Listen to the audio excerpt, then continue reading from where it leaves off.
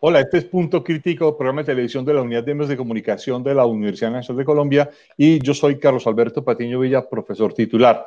Uno de los problemas que estamos enfrentando de forma mucho más aguda en este contexto tiene que ver pues con la situación económica. ¿Qué pasa con el desempleo? ¿Qué pasa con el crecimiento empresarial? ¿Qué pasa con el crecimiento del Producto Interno Bruto del país? ¿Cuáles van a ser las condiciones en las que el país va a quedar de esta pandemia? Y cuáles podrían ser los caminos de recuperación. Para entender qué está sucediendo en este asunto, hablaremos con el profesor Jorge Iván Bula Escobar, profesor de la Facultad de Ciencias Económicas de la Universidad Nacional de Colombia en la sede de Bogotá. Profesor Bula, muchas gracias por acompañarnos en Punto Crítico. Muchas gracias, profesor Patiño. Buenos días. Y un saludo a los Yo oyentes. quisiera iniciar con esta. Muchas gracias. Quisiera iniciar con usted esta conversación con la siguiente pregunta. En el actual contexto, algunos están hablando de que vamos a tener una caída en el Producto Interno Bruto entre el 10, el 12%. De hecho, las cifras de desempleo que ya hemos visto del mes de abril, del mes de mayo, han llevado a que el desempleo en el país esté entre el 20 y el 22%. Y hemos visto en las últimas horas unas noticias de la OCDE que dice estar muy preocupada por la situación económica en el país. ¿De qué tamaño estamos hablando de la crisis actual económica que se enfrenta el país? A ver, no, sin duda las proyecciones, ya el Fondo Monetario corrigió la semana pasada las proyecciones que había hecho en abril, que había pues, considerado que podría caer más o menos en algo más de 2 puntos porcentuales. La última proyección del mismo Fondo Monetario habla de 7,7% más o menos, de la caída del Producto Interno Bruto en este año para Colombia. A nivel mundial, la caída que proyecta el Fondo Monetario es de 4,9 puntos porcentuales. O sea que efectivamente estamos en un escenario también muy cercano al Fondo Monetario. La OCDE prevé que en una segunda ola del coronavirus, que todavía no hemos llegado, ni siquiera hemos terminado la primera, estaríamos llegando también a una caída más o menos de 7,6% para este año. Eso hace que efectivamente pues las proyecciones que se tenían a principios de años, antes de la llegada de la pandemia, que se preveía más o menos que podríamos crecer sobre el 3 o 4% aproximadamente, pues estamos diciendo que hemos perdido en lo fundamental por lo menos 6 puntos o 7 puntos de lo que estaba previsto que es crecer este año sin la pandemia. Entonces sí es un escenario bastante complejo, porque además es claro que también no solamente se está perdiendo empleo, o sea, hemos perdido ya casi cerca de 5 millones de empleos. Estamos además, digamos, generando una situación en la cual la gente ni siquiera demanda empleo. Digamos, la tasa de ocupación también se ha reducido de manera significativa en el país, y también, digamos, el número de inactivos ha crecido. Entre otras cosas, digamos, hemos tenido una ligera recuperación entre mayo y abril del empleo, pero es una recuperación, digamos, ¿cómo podría decirlo? Quizás de trabajo temporal, en el sentido de que ese empleo, más o menos más del 40%, 45% de ese empleo que se ha recuperado son personas que trabajan menos tiempo de lo que venían trabajando normalmente. En ese contexto, digamos, el gobierno nacional desplegó un programa de ayuda a las empresas, por ejemplo, haciendo una especie de subsidio a la nómina. ¿Esto ha alcanzado hasta ahora en lo que se ha visto a mantener alguna condición del empleo o es demasiado insuficiente? En principio es un subsidio no muy grande, digamos, es un subsidio que da, que efectivamente, bueno, se amplió hasta agosto ya, esa ayuda a las empresas, que uno podría esperar que, bueno, es un mes más de lo que estaba previsto, que de pronto pueda tener algún efecto relativo, pero digamos, el observatorio fiscal de la Universidad Javeriana en realidad decía que lo que se ha invertido en términos de los recursos contra la pandemia, pues no alcanza a ser ni siquiera el 0,5% del PIB, incluso por debajo, creo que es calculada más o menos en 0,25. Eso por un lado, digamos, y por el otro lado, en realidad más que un subsidio, lo que habría es una especie de crédito o facilidades de crédito que permitirían reactivar a las empresas reactivarse, pero no hay en este sentido, digamos, una inyección de capital, que se podría decirlo así, que permitiese que efectivamente las empresas, pues, digamos, recuperen un poquito su actividad económica. Por otro lado, digamos, un elemento que es esencial es que usted no puede simplemente esperar que haya una reactivación del aparato productivo si no hay quien consuma, digamos, eso que el aparato productivo está generando. Entonces, aquí se requiere también de medidas contracíclicas que permitan que efectivamente la demanda y la demanda agregada en su conjunto, digamos, se reactive. Y obviamente se supone entonces que la demanda efectiva, o sea, la capacidad de compra de los hogares, igualmente se reactiva. El problema que tenemos es una especie de círculo vicioso, porque obviamente con el problema de la pandemia, pues se están como lo evidenció, usted lo mencionaba, las últimas cifras del DANE, estamos perdiendo empleos, estamos perdiendo ingresos de los hogares, en consecuencia, estamos perdiendo capacidad de demanda, y entonces tiene que haber un adecuado manejo, digamos, de política económica en el cual usted reactiva la demanda a la vez que obviamente sostiene la actividad empresarial. Pareciera, como se suele decir, la cuadratura del círculo o una, digamos, situación difícil poderlo reactivar en unas condiciones en las que no hay empleo, no hay consumo, el comercio se ve absolutamente restringido y a la vez hay que mantener medidas, digamos, de salubridad pública que permitan evitar el crecimiento de la pandemia. ¿Cómo lograrlo en este contexto? Porque pareciera ser que el empleo se ha reactivado muy parcialmente, muy en algunos sectores, y hay sectores muy golpeados, como el sector que tiene que ver con restaurantes, bares, diversión. Este sector está muy, muy golpeado, está muy restringido, genera un empleo estacional muy alto y no pareciera, digamos, poderse desplegar. Sí, a ver, muchos analistas hablan de un falso dilema entre mantener la salud y mantener el empleo. Para mí, en realidad, no es un falso dilema. Yo creo que es un problema mucho más de fondo, porque por encima de cualquier cosa, digamos, sin duda, cuando uno habla de desarrollo y habla de desarrollo económico y social, pues obviamente una condición sine qua non del desarrollo es la preservación de la vida. Eso es fundamental. O sea, la sociedad vive porque sus miembros tienen, digamos, calidad de vida y tienen obviamente una esperanza de vida mayor. En consecuencia, digamos que eso que se dice una especie de falso dilema, pues no lo es tanto, porque sin duda, como usted lo acaba de mencionar, pues hay unos recursos que hay que seguir invirtiendo de manera significativa para evitar, por un lado, pues la expansión del coronavirus. Por otro lado, obviamente, garantizar las condiciones de salud necesarias. Hemos visto los problemas que ha habido con, toda la infraestructura hospitalaria que permite efectivamente atender los pacientes del coronavirus. Hemos entonces, digamos, estamos enfrentando un problema de salud que no es sencillo de todas maneras, y a la vez, sin duda, hay una espada de Damocles que es el problema del empleo y el problema de los ingresos de los hogares. Entonces, de nuevo, aquí hay dos elementos que son fundamentales en política pública, y uno es, de la misma manera, garantizar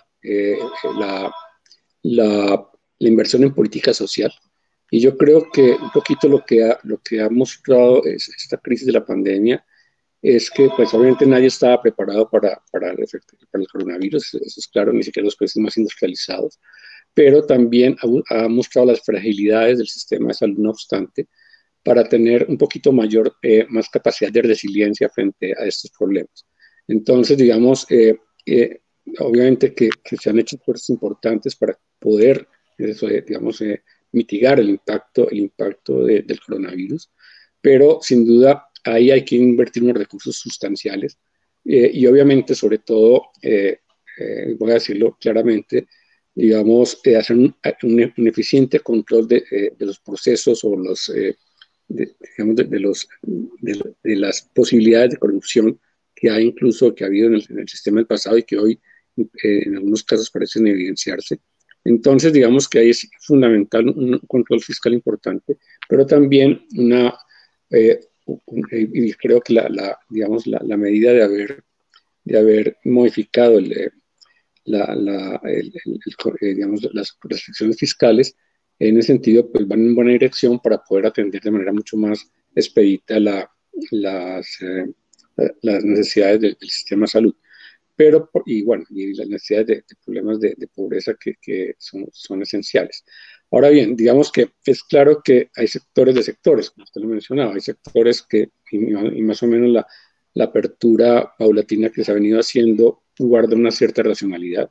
Sectores donde, digamos, lo que llaman la distancia social, un colega hablaba de que debería decirse más bien distanciamiento físico, pero digamos, cualquiera que sea la denominación, en los cuales de alguna manera efectivamente podemos mantener una cierta condición de seguridad en el trabajo, pero hay otros sectores como los que usted acaba de mencionar donde efectivamente las condiciones son mucho más complejas, habida cuenta, digamos, de la proximidad que se supone, digamos, entre ya sea los consumidores o los mismos operarios de ese tipo de negocios. Entonces, el caso de la cultura, de los eventos públicos, obviamente, pues son los más complejos.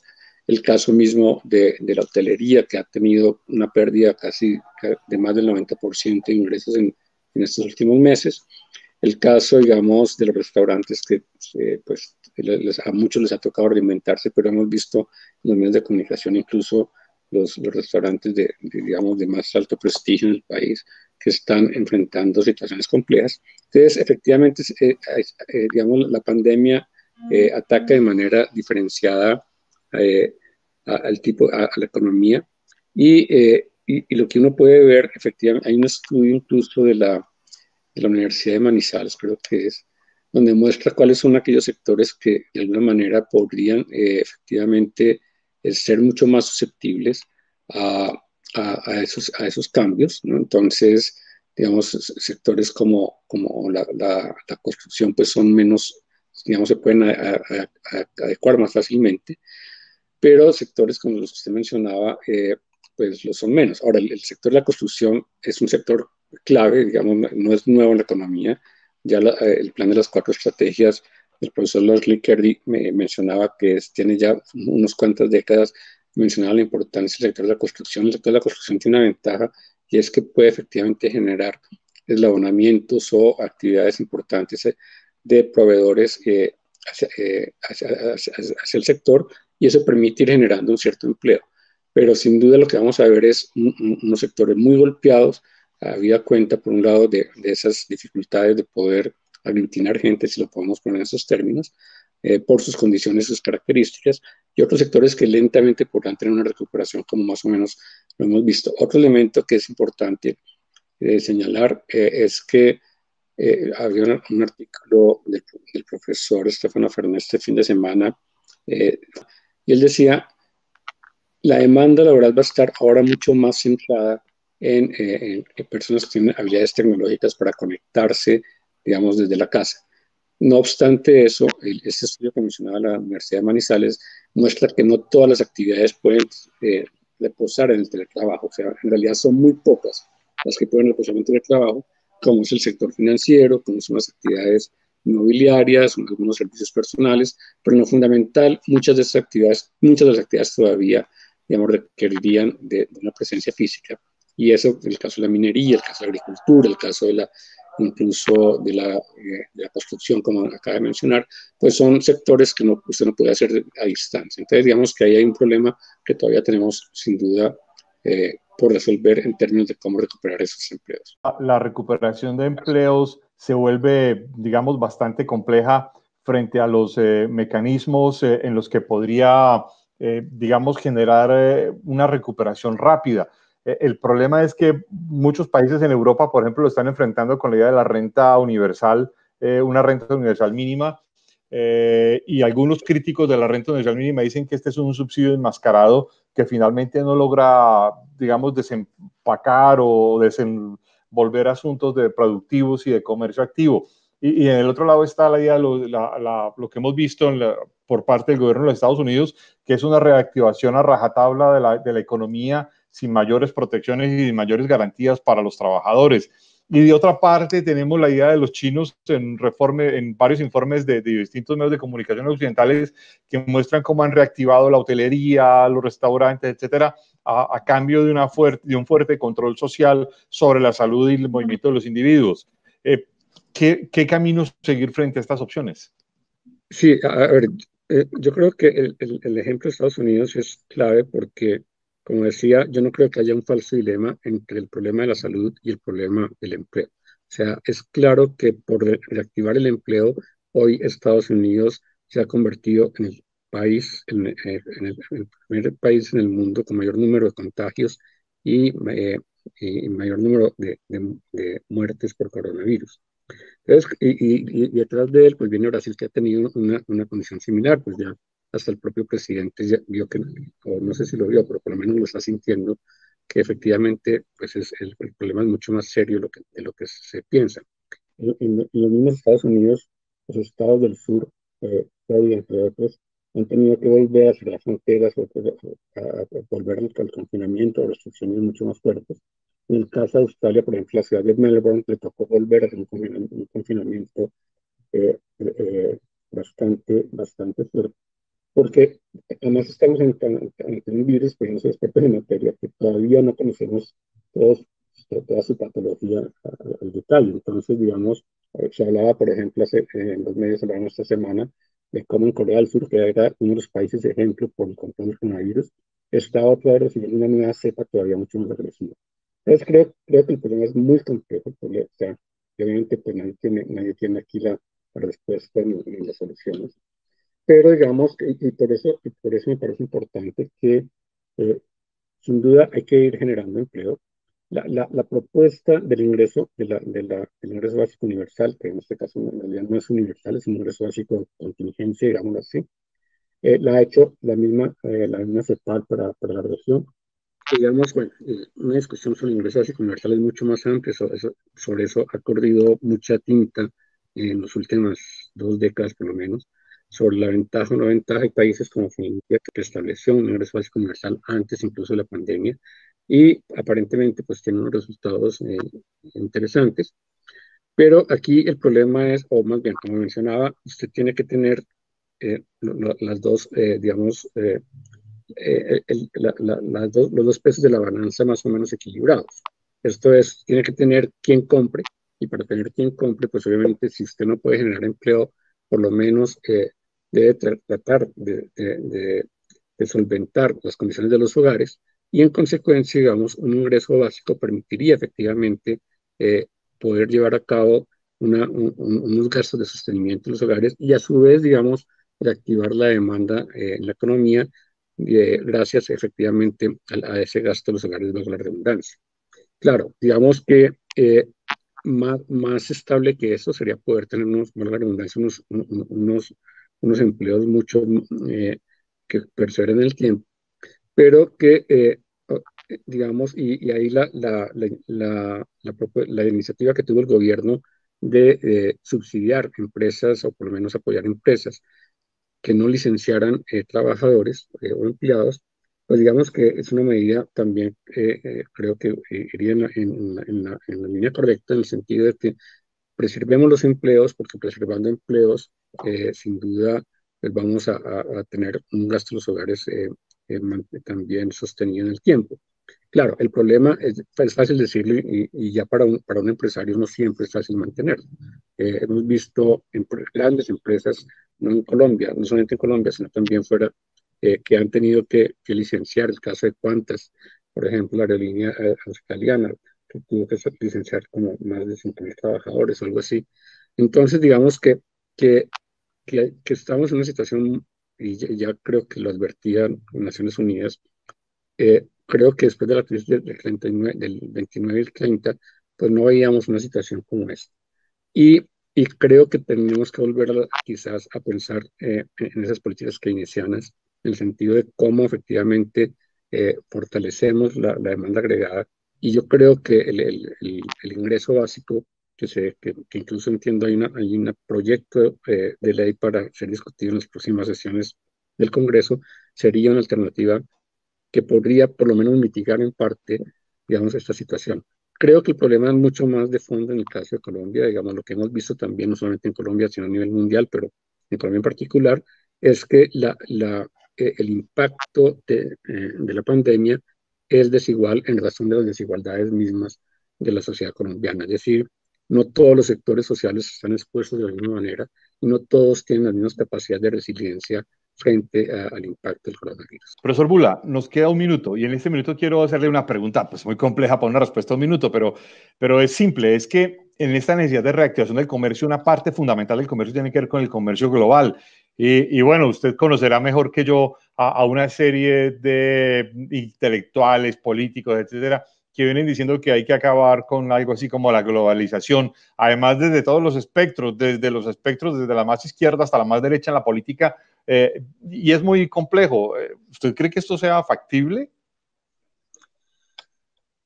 Es una pregunta difícil para un minuto, pero a ver, yo creo que efectivamente uno depende mucho de la posición política de quienes, de los presidentes o los primeros ministros, dependiendo del caso.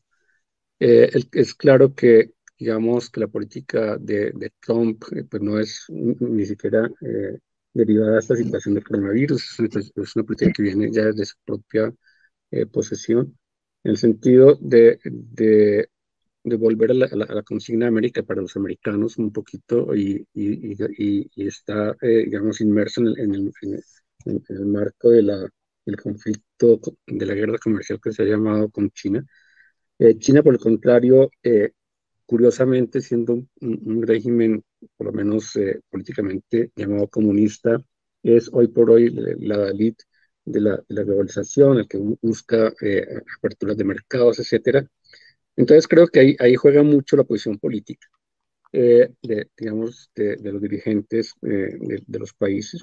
Juega también obviamente la coyuntura. Es claro que la sola movilidad, por ejemplo, de mercancías hoy se hace más difícil. Cuando uno trata de recibir algo por el correo, le dicen, no, qué pena, estamos en el soporte, hay una congestión por el COVID. Entonces, digamos que hay también en esta circunstancia pues, elementos materiales o, digamos, tácticos que nos están afectando ese proceso que llamábamos de globalización. Pero creo que decir que la globalización se va a acabar o que vamos a entrar a una fase, pues seguramente vamos a entrar a una fase distinta o a una remodelación, si se quiere, de la globalización.